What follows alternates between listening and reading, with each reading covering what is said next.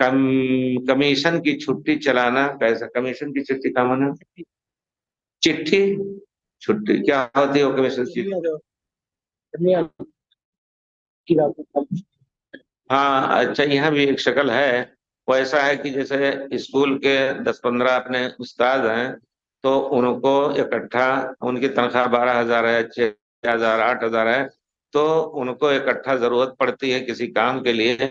तो सबने एक कमेटी बना ली है कि सब जमा करें अपनी तनख्वाह, खाने पीने की जो जरूरी चीजें हैं वो निकाल करके जमा करें, और फिर बारी लगे उसमें, और चिट्ठी लगा करके परा डाल करके जिसकी बारी आए वो पहले ले, दूसरी मरतबा, तीसरी मरतबा जिसका। इंशाल्लाह ये जायज है, हर इसमें कोई नहीं।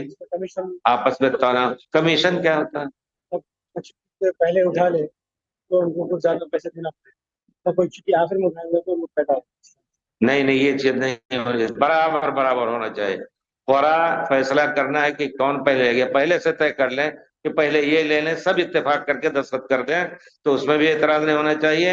या ये कि फर्रा डालें कि जिसका नाम निकलेगा इस महीने में वो लेगा मुहर्रम के, और सफर के महीने में दूसरा लेगा, और उसमें कोई कमीशन या उसमें ज्यादती और कमी नहीं होना चाहिए, ताकि इंसाफ से काम हो। जी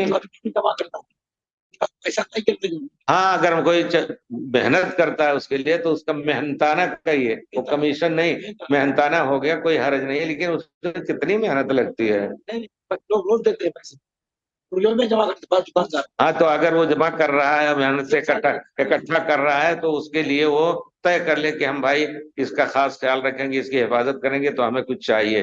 तो सही है, वो मेहनत ले रहा है।